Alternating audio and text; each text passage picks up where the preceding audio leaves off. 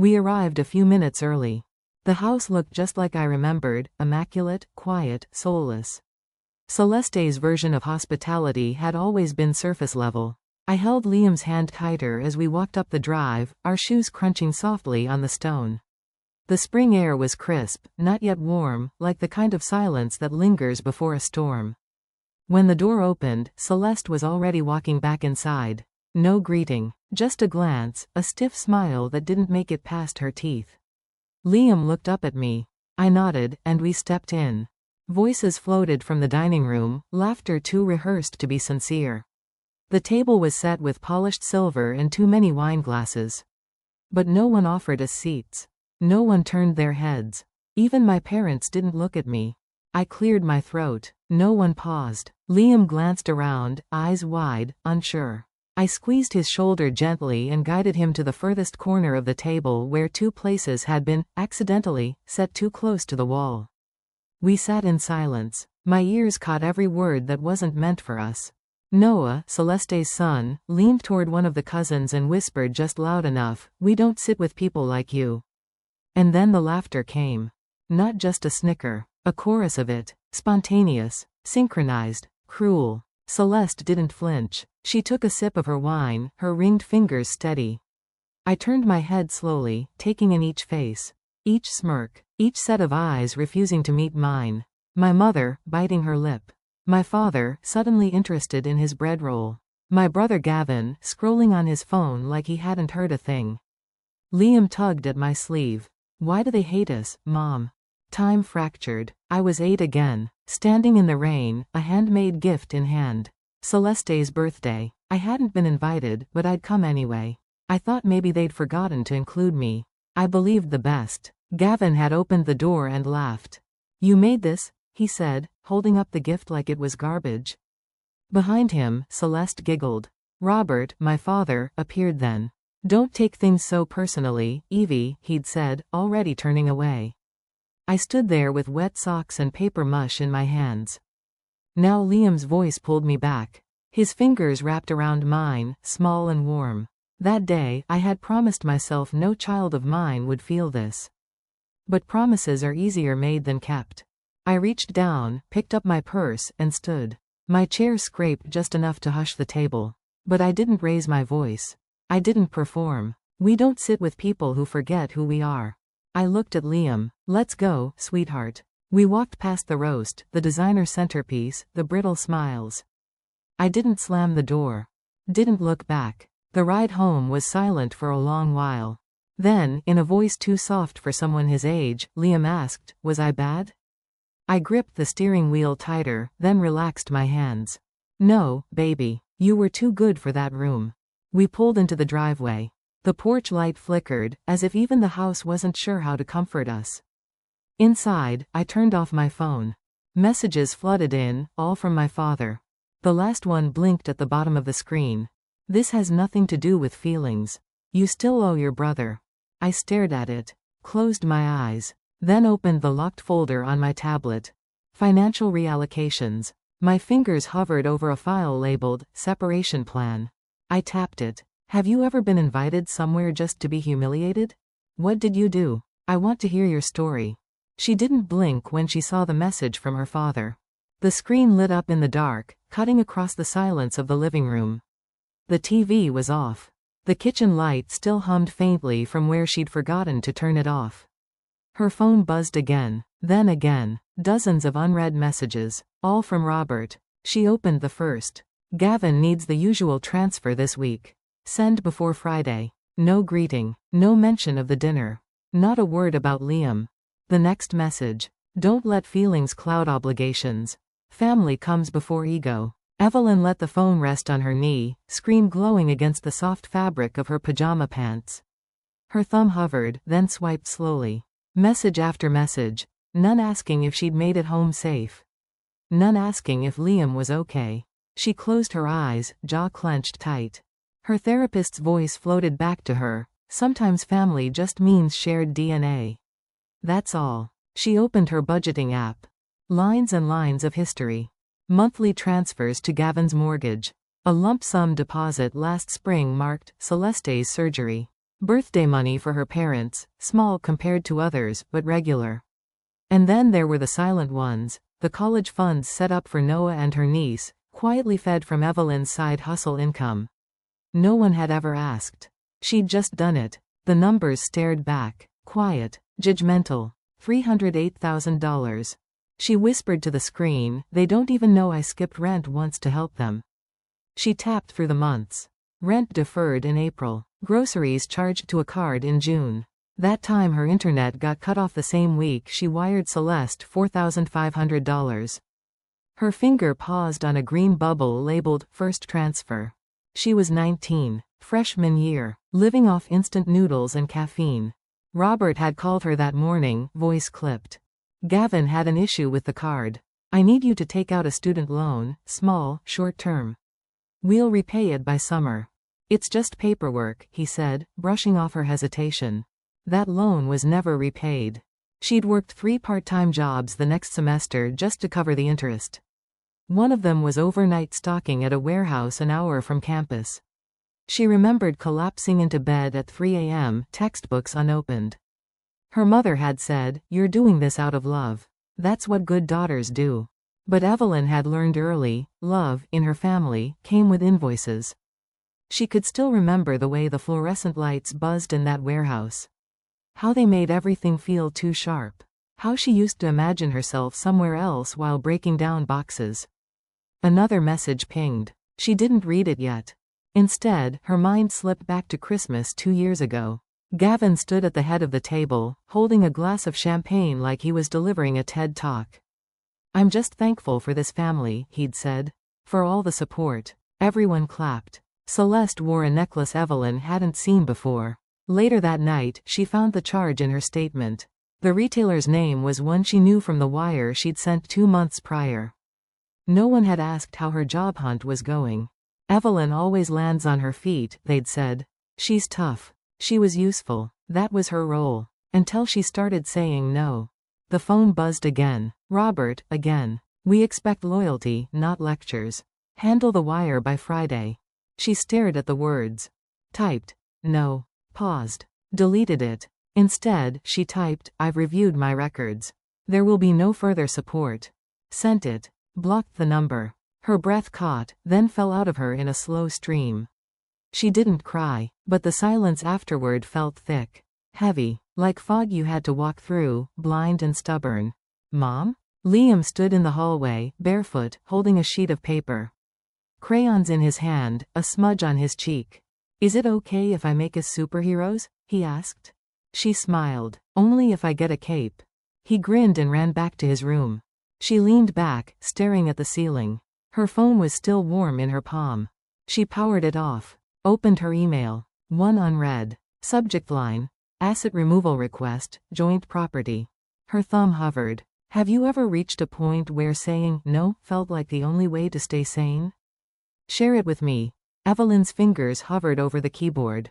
The cursor blinked at the bottom of the page, a legal form downloaded from the county website. It looked harmless. A simple PDF with boxes to check and lines to sign. But in her chest, the moment swelled like thunderclouds. She reviewed the shared deed again, eyes steady. Her name, one she had signed onto years ago when family still meant something, stared back at her in digital ink. She uploaded the form to the county clerk's portal, attached the proper documentation, and double-checked her submission. No announcement, no warning text. Silence was her language now. She copied the form and emailed it to Daniel. No subject, no message, just a scan. Her last words, typed deliberately beneath the signature, "I no longer wish to carry what isn't mine." She stared out the window as she hit send. Spring light crept in, soft and stubborn. Power doesn't shout. It signs papers and walks away. Across town, Celeste refreshed her inbox during her lunch break. Her sandwich went untouched as she clicked open the email. No message, just the document, just Evelyn's name removed from the deed. She called Daniel immediately. "What is this?" she hissed. Why didn't she say anything? Daniel was mid-call with a supplier. "What are you talking about?" She took her name off the house, Celeste snapped. "The mortgage is tied to her credit. This triggers the balloon clause." Daniel's mind reeled. That can't be. Evelyn wouldn't. She did. I just saw the form. By evening, Celeste's panic spilled into the family group chat. She's trying to ruin us. Gavin chimed in seconds later. She's gone rogue. Unstable. Then more poured in. That girl needs help. Always so dramatic. Probably another stunt to get attention. They forgot Evelyn was still in the chat. At home, Liam curled up on the couch with Evelyn's tablet, trying to load his schoolwork. Her messages synced. The screen filled with text bubbles, most starting with his family's names. Some included pictures, laughing emojis, private jokes. Then it turned darker. Ungrateful parasite. Playing victim again. She'll come crawling back. She always does. He read in silence. The screen dimmed. He didn't move. When Evelyn walked in, he didn't say anything at first. Then he looked up, eyes older than they had any right to be.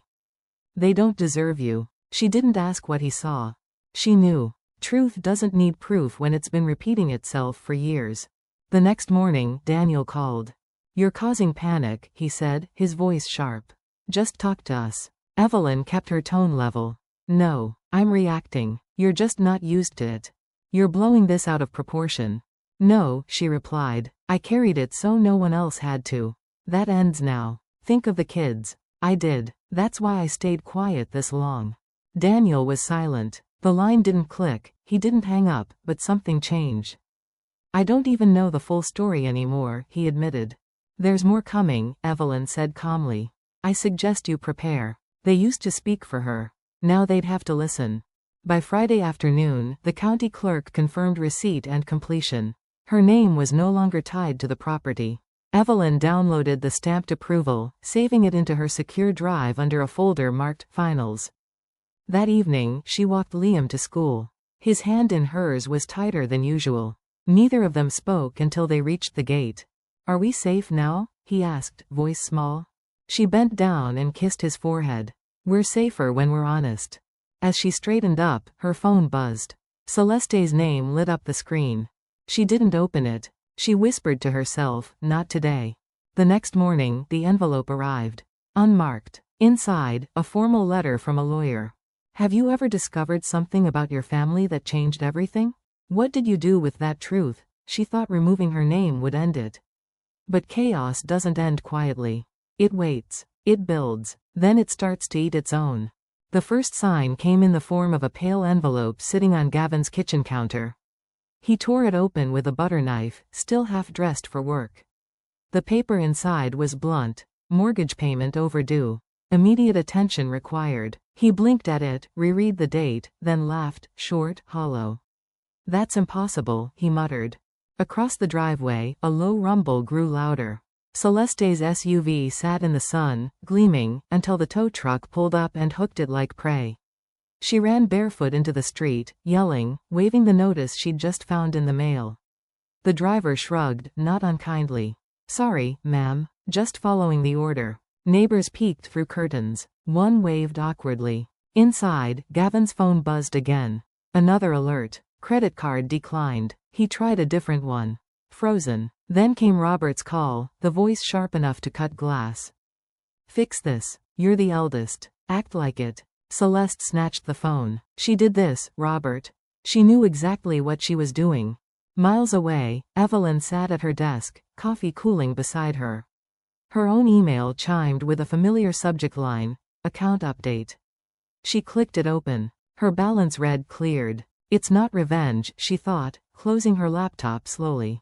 It's gravity. 2 days later, Evelyn opened her front door to find her mother smiling too brightly, holding a pie that smelled like cinnamon and guilt. Surprise, Martha said. Thought I'd visit. You've been so quiet lately. Evelyn stepped back. Come in. Martha walked in, setting the pie on the table. Her eyes darted around, scanning the room like she was taking inventory. You look tired, she said softly. All this tension between everyone. It's exhausting. Evelyn folded her arms. I'm fine. Martha reached into her purse, her voice lilting. Actually, sweetheart, I was hoping you could help me with something small. Just your signature, temporary loan, just to keep things steady while we sort things out. Evelyn's gaze dropped to the pie box. A sheet of paper peeked from beneath it, already filled out. Her name printed neatly in the borrower's line. Her voice was barely a whisper. You used my name again? Martha froze, then smiled like it was a joke. Oh, don't be dramatic. It's family business. You'll get it back. Evelyn's jaw tightened. The last time I signed something for family, it cost me years I can't replace. Martha blinked, stammered something about gratitude, then grabbed her purse and left the pie behind. The door clicked softly. Evelyn stared at the pie for a long time. Love shouldn't come with paperwork, she said quietly. That night, at Celeste's house, the air cracked with shouting. You lied to me, Daniel yelled. You said the accounts were fine. Celeste's hands shook. We were fine until she started acting like she mattered. The silence that followed was heavier than the fight. Daniel looked at her for a long moment, really looked. Then he turned away, packed a bag, and headed for the door. You can't just leave, Celeste screamed. She's the one who. He didn't stop. You can't blame her for the fire you lit yourself. When the door closed, she called Robert, sobbing. He's leaving me. You have to make her stop. Robert's voice was ice. She's your sister. Handle her. For the first time, Celeste realized there was no one left to manipulate. The next morning, Evelyn's phone buzzed, suspicious inquiry detected. She called the number listed. The clerk's tone was apologetic. Someone attempted to open a credit line under your name. The applicant listed as Martha Holbrook. Would you like to report it as fraud? Evelyn hesitated. No, just deny it officially. Send the notice to the Holbrook address. As you wish, the clerk said. The following day, Robert stood at his mailbox holding a crisp white envelope marked Denial of Credit Application. Beneath his name, co-signer, Martha Holbrook. He read it twice, his hands shaking. The humiliation crawled up his neck. Evelyn sat at her kitchen table, phone face down, whispering to herself, I told them to stop. By week's end, the lights went out at Gavin and Celeste's house. They ate dinner by candlelight, faces flickering in the dim. Celeste wept quietly while Gavin stared at the dark TV screen.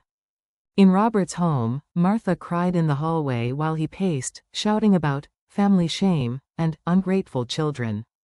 Evelyn drove by their street once, slowing at the corner.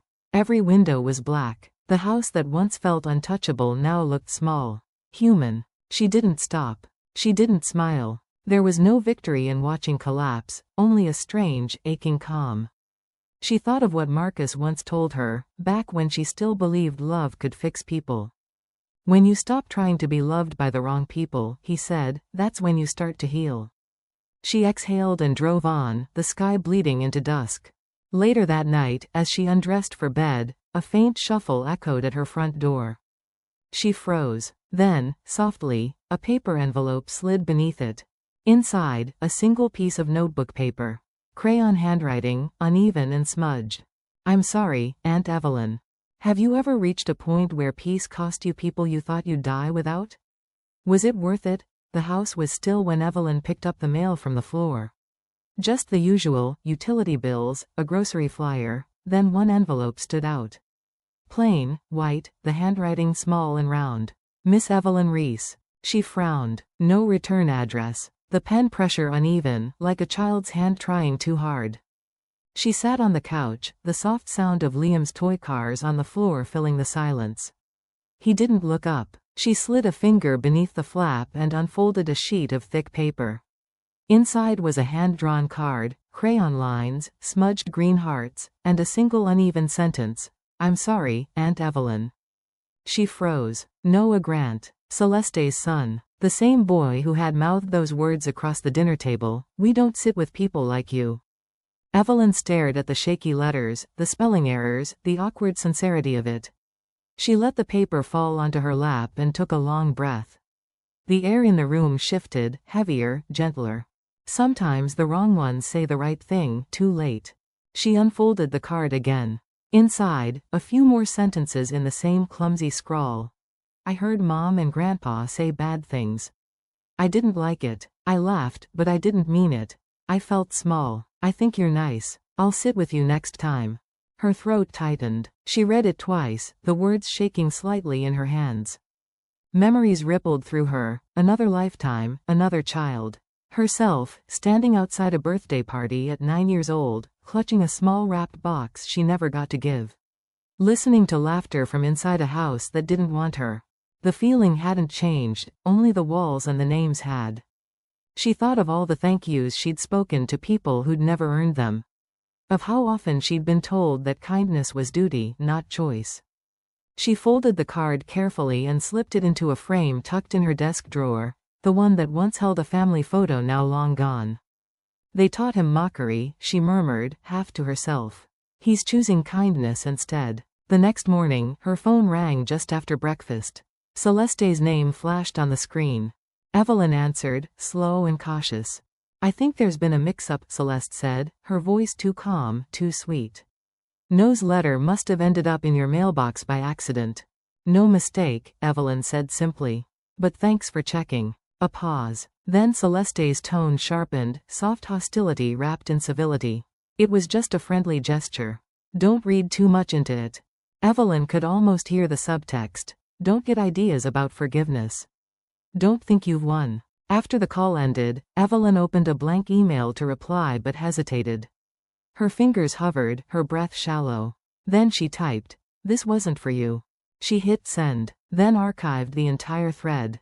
Kindness shouldn't come with strings. She was finally learning that. Later that afternoon, Liam helped her mix pancake batter at the kitchen counter. He stirred too fast, flour dusting the air like snow. Was the card real? He asked, not looking up. Yes, she said, smiling faintly. And it's enough. He nodded like he understood.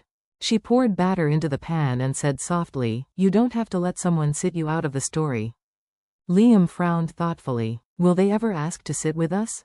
Evelyn wiped syrup from his cheek with a napkin. If they learn the lesson, maybe. But you don't wait for that. She flipped the pancake, listening to it hiss. There's something Maya Angelou said once, she told him. You may not control all the events that happen to you, but you can decide not to be reduced by them. Liam grinned, holding up his fork like a sword. Then I'll wear the cape. Evelyn laughed. You already do. After he went to bed that night, she sat alone on the couch again, the letter on her lap. She turned it over, reading the postmark. Franklin, Tennessee. Strange. They hadn't lived there in years. She folded the card neatly and slid it into her drawer beside the framed photo. Then she opened her laptop. The folder marked litigation. Holbrook blinked at her from the desktop. A new document waited. Next step, contract review. Her cursor hovered. She didn't open it. She just sat there, listening to the hum of the refrigerator, the soft breathing from Liam's room. This, she whispered, is the thanks that led me to freedom. The next morning, a firm knock sounded at the door. When she opened it, Ivy Morales, her former colleague and quiet ally, stood there, holding a sealed envelope stamped confidential. And just like that, quiet was no longer the same.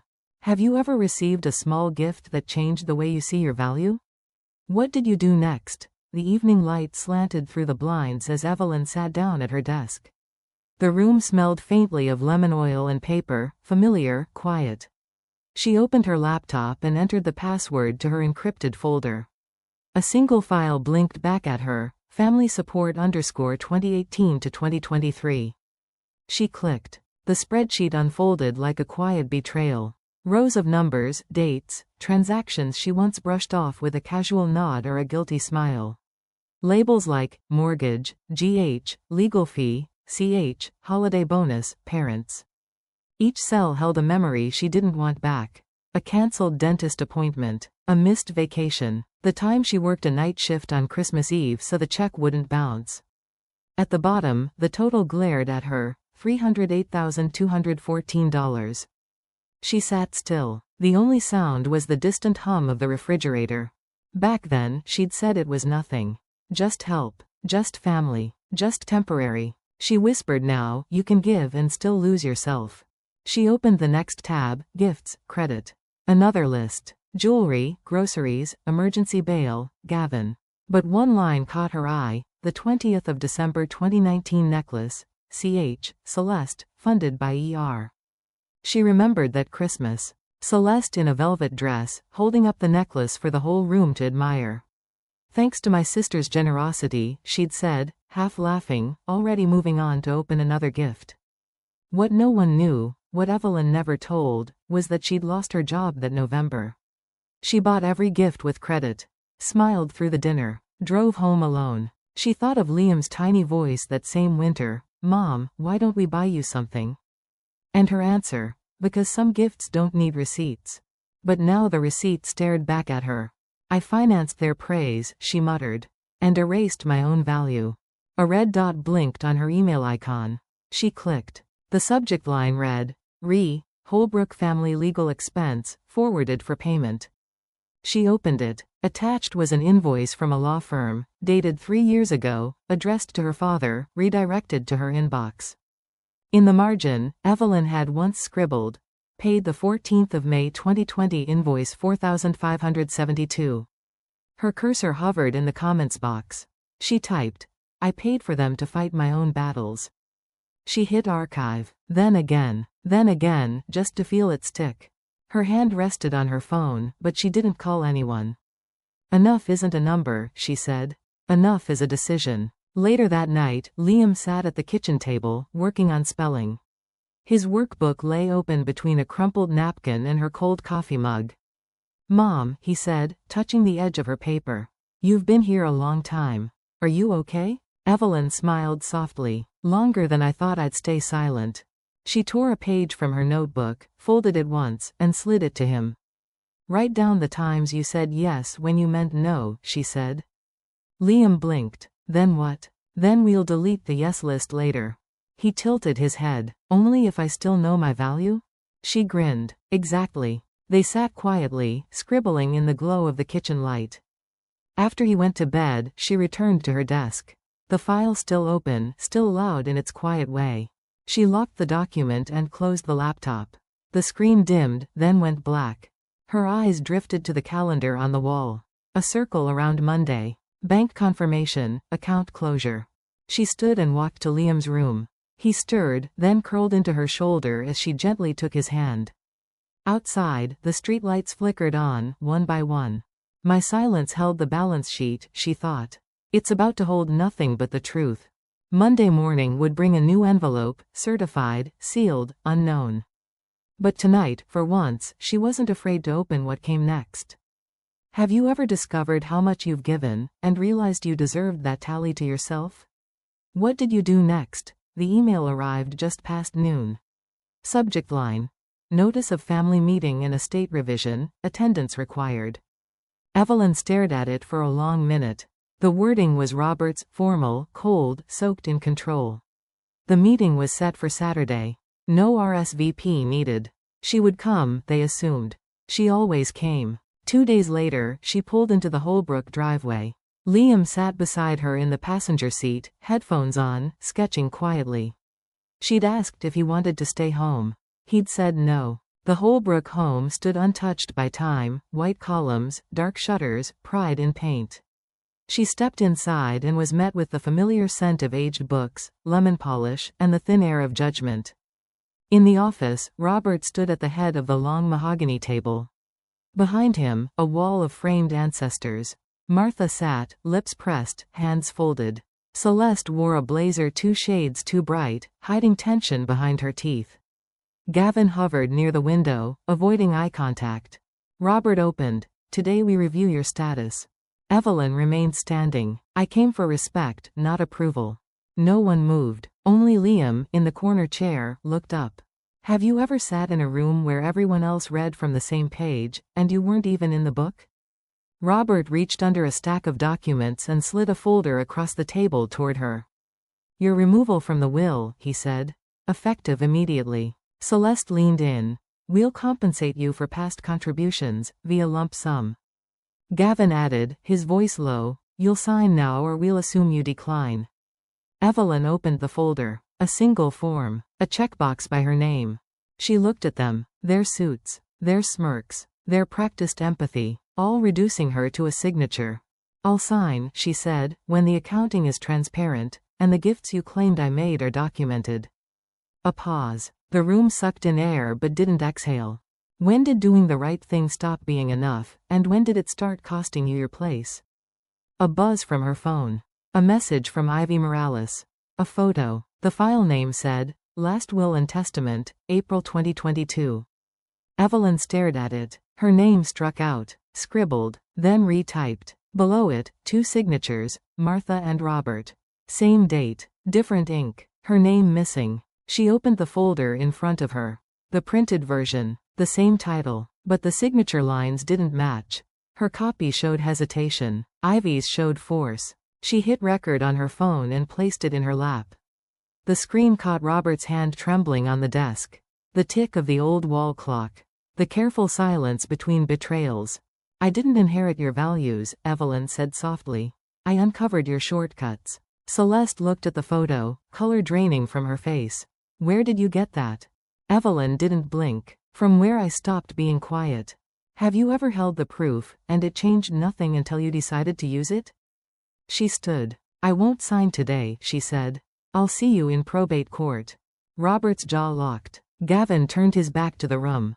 Martha gasped, voice cracking. Evie, you're turning this into a scandal. Evelyn faced her. Trust and family don't need each other to exist. But betrayal and family sure feed off each other. She turned to Liam and nodded. He stood without a word. They walked together past the portraits and legacy in silence. The others didn't follow, just watched them leave. Letting go isn't giving up, it's choosing growth. When was your turning point? Outside, the sun dipped low, spilling amber light across the lawn. Liam slid into the passenger seat again. Evelyn sent a message to her lawyer. Document review, Holbrook Estate, start now. She took a deep breath. The house behind her no longer felt like anything but a structure. A frame, a shell. I lost the window seat, she said quietly. I'll take the driver's seat. The car pulled away. That night, as she brewed tea and turned the porch light off, another envelope arrived, stamped in legal red. Summons, Holbrook vs. Reese, motion to transfer property ownership. Have you ever confronted someone who told you it was your place, and then showed them it wasn't? What happened afterward? She thought their walls held power. It turned out they held papers, and she held the truth. The envelope was thick. Certified. The kind of paper that smells like power. Evelyn picked it up from the lobby box on her way to the car. Liam skipped ahead, holding the bag of takeout with both hands. He didn't notice the way her hand paused on the edge of the flap.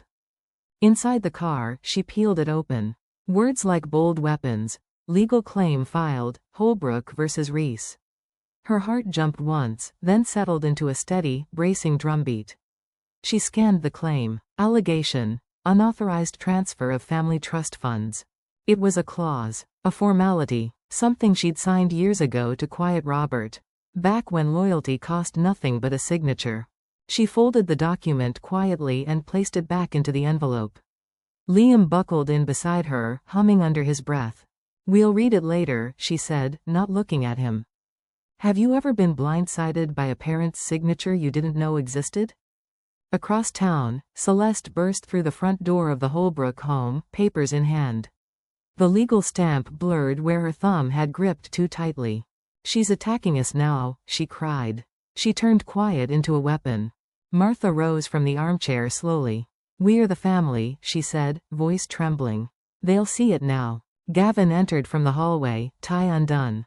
Good, he said flatly. She thinks she left the table. We'll change the rules. Back in her office, Evelyn sat cross-legged in front of the screen. She opened the formal complaint and began highlighting the claims one by one. The legal jargon didn't scare her. The signatures didn't rattle her. It was the ease with which they lied, again, that caught her breath. When you withdraw, the only door left wide open is theirs. The knock at the door was soft. Ivy Morales stood with a flash drive in hand. You asked for this, she said. Evelyn plugged it in without ceremony. The folders were clean, labeled. Old invoices, backup copies of asset transfers, email threads, and a scanned letter to a charity. A donation made in Evelyn's name, but the press release listed Holbrook Family Trust. She scrolled. Receipt after receipt. Gratitude twisted into erasure. Her phone rang. Daniel Grant. You have everything? He asked. I have the receipts, she replied. You have the moment. Proof is good. But timing? That's what makes it change things. A creak at the office door. Liam peeked in, wearing his pajama cape. I'll wear the cape too, if you let me, he said. Evelyn looked up from the screen. Her smile was tired, but full. No, she said. We'll both fly without one. She closed the laptop and walked him to bed. The hallway felt different now. Not haunted, just quiet, waiting. I was taught to carry their legacy. I'm choosing to build mine. How do you teach bravery when fear is the only language you know? In the living room, she set her phone on the table. The notice stared back, hearing date in bold red letters. The legal machine had a rhythm of its own. She typed a single line to her lawyer. Schedule it. I'll be present. Across the street, the Holbrook house sat with dark windows, its pride dimming at the corners. Quiet thunder rolled through the night. At 12:03 a.m., her phone buzzed again. A message from Celeste. Meet me at the house. Before dawn. When the fight becomes public, what part of you stays hidden? The house smelled of polish and fading pride. Evelyn stepped through the foyer, the same floor she used to mop as a teenager, now echoing with uneasy footsteps. Gavin stood near the base of the staircase, hands shoved into his pockets. He looked like a man rehearsing a confession he didn't want to make. He started, then stopped, glancing toward the family portraits as though they might finish for him. Evelyn crossed her arms, waiting. Go on. He exhaled. I hated you for being the one who succeeded. Her eyes softened, but she didn't give him the comfort he expected. I thought it was about fairness, he continued, voice breaking. But it wasn't. It was envy. You got out, and I stayed, she finished quietly. He nodded. Yeah, I stayed. Liam stood half hidden by the doorway, his toy cape draped over his arm, listening without blinking. Evelyn's tone stayed calm. You're not apologizing for me, Gavin. You're apologizing for yourself. His shoulders dropped, the truth cutting cleaner than accusation. He swallowed hard and whispered, guess I needed to hear it out loud. Evelyn leaned down toward Liam and whispered, sometimes the first person you free is yourself. Have you ever received an apology that wasn't for you, but for the one who gave it? What did you do with it? In the dining room, Martha Holbrook sat alone at the head of the long oak table. No dinner set, no candles. Just silence and the ticking of a wall clock. Her silver bracelet clinked softly when she folded her hands. Evelyn entered, but her mother didn't look up. The room still carried the air of command, but Martha's presence felt smaller. Not weak, but surrendered.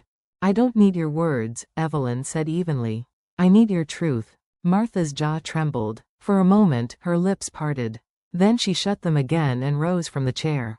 No defense. No denial. Just departure. Evelyn didn't follow her. She only watched, her pulse steady. Calm, not triumphant. The loudest shell is often the weakest speaker. When someone stops defending what they built, what does that tell you about what you've built?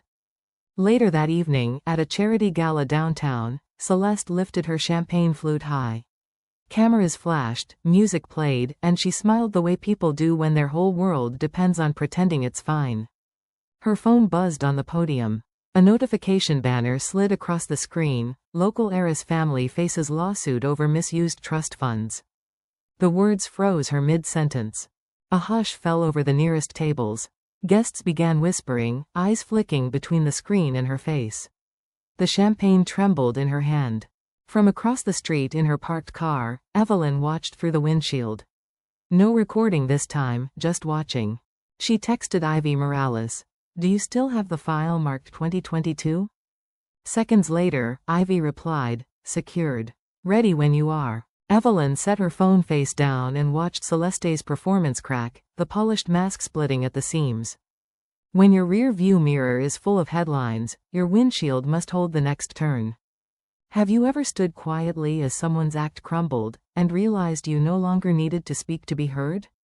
Hours later, Evelyn unlocked her condo door.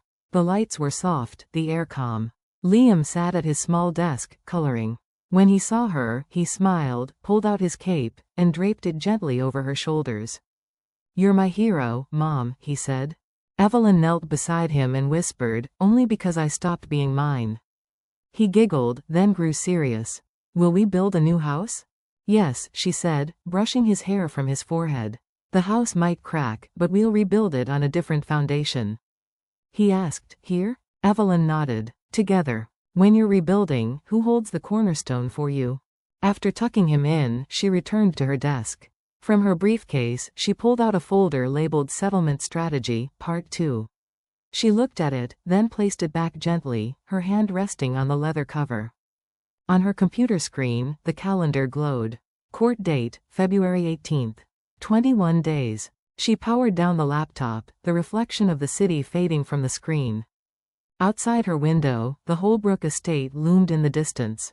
One by one, its lights dimmed, until only one upstairs window stayed lit, flickering faintly like a candle refusing to die. What stays lit in your life when everyone else's lights go out? The invitation arrived on thick cardstock with gold trim, elegant in its authority. Sunday dinner, no phones, your place is reserved. Evelyn held it in her hands for a long moment before placing it gently on the kitchen counter. Liam sat at the table, sorting Legos. She asked softly, "Do you remember the rules?" He looked up, reached into his backpack, and pulled out the faded toy cape. At the Holbrook estate, velvet chairs and polished silver awaited. The air smelled of roasted turkey and old power. Celeste greeted them with a tight-lipped smile. Gavin offered a nod. Evelyn took in the familiar space, her eyes landing on the chair opposite Robert, her new place at the far end.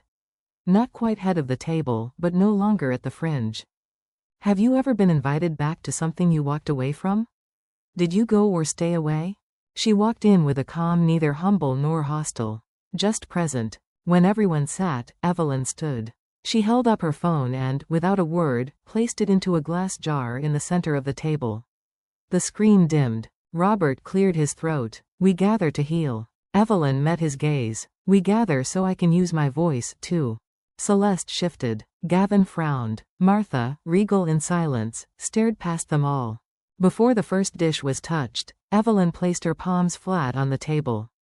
One-sentence rule. If someone speaks the way they used to, we leave, immediately. No one responded. Silence hummed around the silverware. What boundary have you drawn when you expected no change, and what did people say when you said it?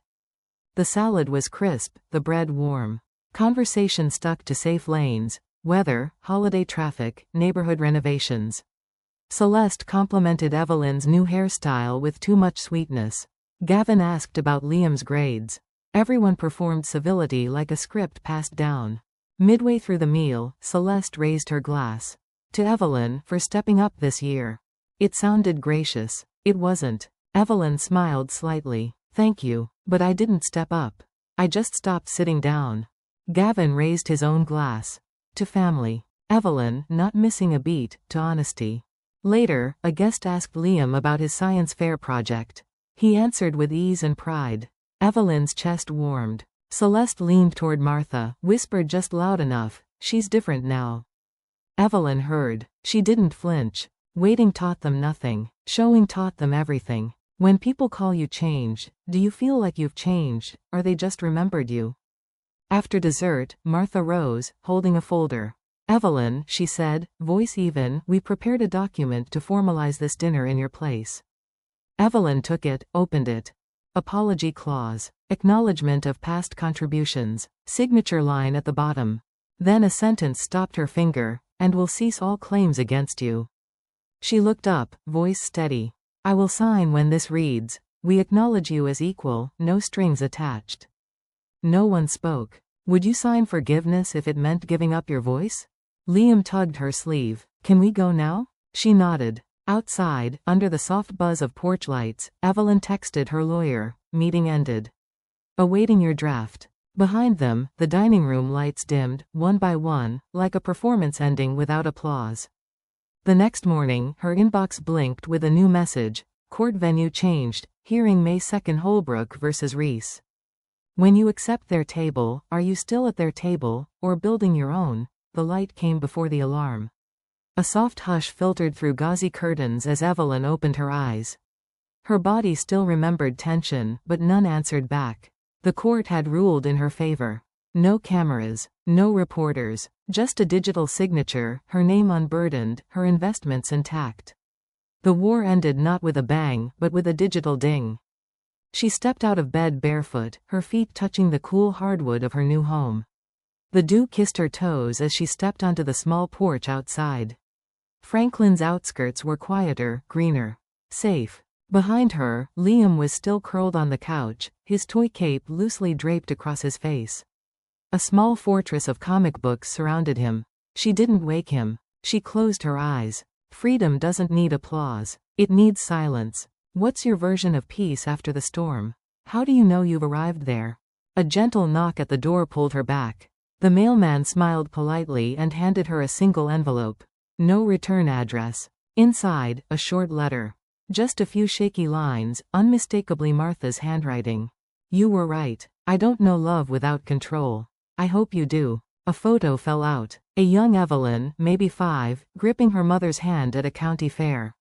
Both of them mid-laugh. No labels. Just memory. She stared at it, her breath soft, controlled. There were no tears this time.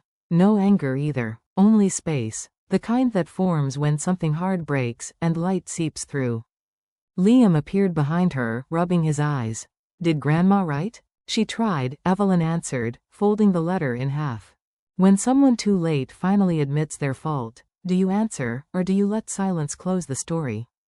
Later that morning, Evelyn packed Liam's bag for his school camping trip. She knelt to zip it shut as he asked, do we forgive them now?